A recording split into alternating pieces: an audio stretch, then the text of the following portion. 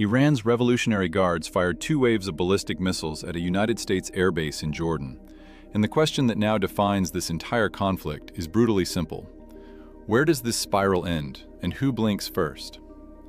On February 28, 2026, during the 2026 Iran War, Iran launched a series of drone and missile strikes targeting American and allied military facilities across the Middle East. That was the opening move. What's happening right now, today, July 16, 2026, is something different. It's not the opening shot. It's the war restarting, after a ceasefire, after a deal, after weeks of fragile quiet, now louder and more dangerous than before. The United States and Iran signed a 14-point Memorandum of Understanding on June 17th, after 2 months of stalled talks. Both sides had accused the other of violating the agreement, which ended the war, lifted the United States naval blockade on Iran, and opened the Strait of Hormuz. But it left more intractable issues, like the future of Iran's nuclear program and the administration of the Strait of Hormuz, to be determined over a 60-day negotiating period. That negotiating window didn't survive a month. Tensions spilled over into the Strait of Hormuz when Iran's Islamic Revolutionary Guard Corps struck 3 commercial vessels, including a Qatari liquefied natural gas tanker, off the coast of Oman. The next day, the United States carried out strikes on Iranian military targets, and Tehran responded with missile and drone attacks on United States bases across the Gulf, prompting Trump to call off the ceasefire. The deal was dead, and the hits on Jordan's bases were coming. By 2026, Prince Hassan Air Base reportedly hosted F-15s, F-22s, F-35s, and MQ-9 Reaper drones, representing one of the densest concentrations of advanced American strike aircraft anywhere in the Levant. The base was first struck in this wave around June 10th to 11th, when the Iranian Revolutionary Guard Corps claimed 12 ballistic missiles had hit hardened hangars and a command and control center. That was the warning strike. Iran was telling Washington exactly what it was aiming at. A second, more heavily reported strike came on July 9th, when the Iranian Revolutionary Guard Corps said it fired 10 ballistic missiles at Muwafaq Salti as what it called the second phase of its retaliation for American strikes. Jordan's military said its Hawk family air defenses intercepted 8 of the 10 missiles, with a government spokesman telling reporters that all incoming missiles had been intercepted and dealt with, and that falling shrapnel caused no casualties or material damage. 8 intercepted out of 10. 2 got through. The math there is not reassuring. Jordan's Azraq area hosts a Jordanian air base utilized by United States, German, Belgian, and French forces as part of a previous campaign against the Islamic State extremist group in the region. Jordan insists it does not host foreign military bases, although it acknowledges that limited forces from a number of countries are deployed at some Jordanian bases as part of cooperation and training arrangements. That's the political tightrope Jordan has been walking. It's a sovereign nation absorbing strikes because of facilities it officially doesn't admit are foreign bases. Jordan's foreign-facing position in this conflict is complicated by the fact that it hosts no permanent, independently operated foreign military bases, relying instead on cooperation agreements that grant the United States and allies limited use of Jordanian facilities. That arrangement allows Oman to publicly frame the strikes, accurately, as violations of Jordanian sovereignty and airspace, even as the actual targets are predominantly American assets housed on Jordanian soil. It's a legal fiction that's straining under the weight of ballistic missiles. Now here's where things get sharper. The Jordanian strikes don't exist in isolation. They're one node inside a much wider Iranian targeting grid that lit up across the entire region simultaneously. This is the truly alarming aspect. Jordan wasn't a sideshow. It was part of a coordinated campaign striking multiple United States positions at once. Iran launched missiles and drones against United States military bases in Jordan, Kuwait, and Bahrain, claiming to have targeted air defense systems, fuel storage facilities, and radar installations, in retaliation for American strikes on the Islamic Republic. Iran targeted communication systems and fuel storage facilities of the United States military in Jordan, as well as radar systems, a Patriot air defense system, and fuel storage facilities at Ali al-Salem Air Base in Kuwait, and United States military facilities at the Sheikh Issa Air Base in Bahrain. This isn't an angry response. It's a systematic degradation campaign, hitting the sensors, the storage, and the command systems that keep United States forces combat-ready across the Gulf. The Army of the Islamic Republic of Iran issued a statement early Thursday, July 16th, announcing that it had targeted parts of United States military positions and systems in Kuwait, Bahrain, and Jordan using missiles and drones. According to Iranian military officials, the strikes were carried out in retaliation for the United States attack on the Bampur barracks in Sistan and Baluchistan province. Each exchange now has its own stated justification. The tit-for-tat logic has become self-sustaining. Many United States military bases near Iran were rendered all but uninhabitable due to Iranian strikes. Within the first 2 weeks, Iran's attacks had caused $800 million in damage. Affected bases include Al-Sadr and Al-Ruwais in the United Arab Emirates, the naval base in Bahrain, Ali al-Salem in Kuwait, Al-Udeid in Qatar, and Prince Sultan in Saudi Arabia. According to unnamed officials, the damage degraded the United States military ability in the war. And the Jordan strikes are adding to that toll day by day.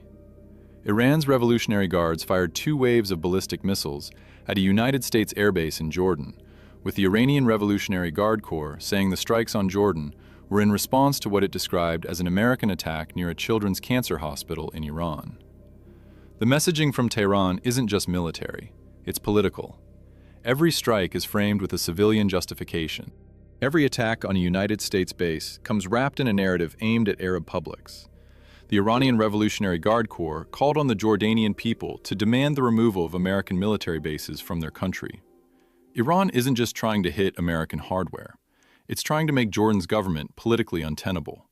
That's the second front, and it may be more durable than the missile barrages. Now for the honest counter case. Iran's strikes on Jordan have faced real defensive friction. Jordanian military officials said that Iran launched 119 missiles and drones directly targeting sites in Jordan over the course of a week during the conflict, including 60 missiles and 59 drones. According to the Jordanian Armed Forces, 108 of the projectiles were intercepted by the country's air defense systems, while debris from intercepted weapons caused minor injuries and limited damage. That's a 90% intercept rate across the week. Jordan's air defenses have performed well.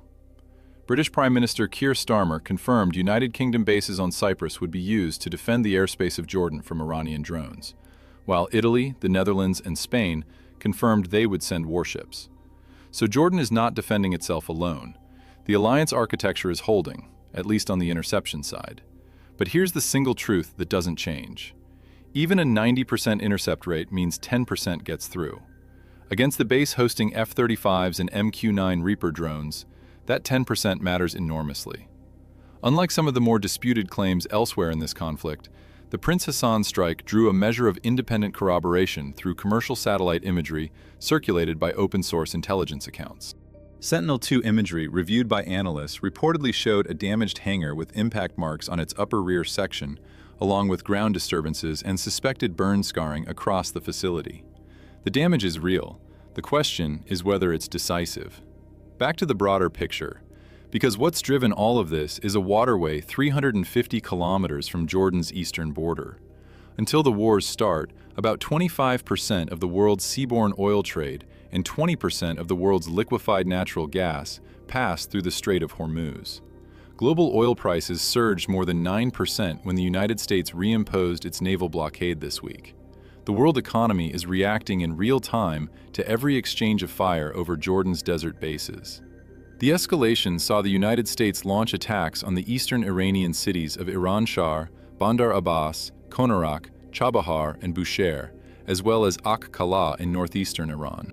United States Central Command said 90 Iranian military targets had been hit, including air defense systems, coastal surveillance assets, missile and drone storage sites, naval capabilities, and military logistics infrastructure along Iran's coastline. 90 targets in a single night. Iran responded by hitting Jordan, Kuwait, and Bahrain simultaneously. 7 hours of United States raids on Wednesday hit dozens of targets, with the Iranian army saying 7 personnel had been killed in a missile strike at a barracks close to the southeastern city of Iranshar. The most recent surge of fighting has ended the interim deal to end the Iran war and returned an all-out war to the region. An Iranian military spokesman warned that Iran would crush regional infrastructure if the United States attacks Iran's key facilities. That threat is not abstract. The pattern of targeting, radar systems, Patriot batteries, command and control nodes, fuel storage, shows a methodical effort to strip away the defensive and offensive layers that protect American forces and project American power across the Gulf. Based on numbers given by members of the United States Congress, by May 2026, the United States military had lost 39 aircraft in Operation Epic Fury. That figure is from May. The losses since have not been fully disclosed. A ceasefire struck between the United States and Iran teetered on the edge of total collapse when the United States completed a second round of strikes in retaliation for Iranian strikes on commercial vessels transiting the Strait of Hormuz. President Donald Trump declared at the North Atlantic Treaty Organization summit on Wednesday that the ceasefire deal with Iran was over. Once a leader says the deal is over at a summit of allies, it's very hard to walk back through the same door. Trump said the Strait of Hormuz would remain open with or without Iran, and said the United States would start charging fees on ships transiting through the waterway. A 20% fee would also be levied for any and all costs necessary to provide security and safety for vessels. Trump formally notified Congress last week that the United States had resumed the conflict, giving the Pentagon an additional 60 days to operate in the region without congressional approval. 60 more days of legal combat authority. 60 days in which Jordan's bases will remain a target. The strikes on Prince Hassan Air Base and Muwafaq Salti didn't happen in a vacuum. They're the direct military consequence of a deal that couldn't survive its own ambiguity. A memorandum of understanding built on language both sides read differently, applied to a waterway neither side is willing to surrender control of. Jordan is caught in that gap, its air defenses activated night after night, its government insisting the bases on its soil aren't bases, while Iranian ballistic missiles write a different kind of answer in concrete and scorched aluminum. The real story here isn't just a base being shaken. It's a regional order being stress-tested past its design limits. So here are the two questions this conflict refuses to answer. If Iran's strikes continue to degrade United States base infrastructure across the Gulf, at what point does the damage cross from costly to operationally limiting? And does Washington escalate further or negotiate? And if Jordan's air defenses were ever overwhelmed in a single mass salvo, would Amman's fragile neutrality finally shatter, pulling the kingdom into direct confrontation with Tehran? What do you think? Tell me in the comments. And if you want this kind of analysis every time the situation shifts, subscribing means you won't miss the next development.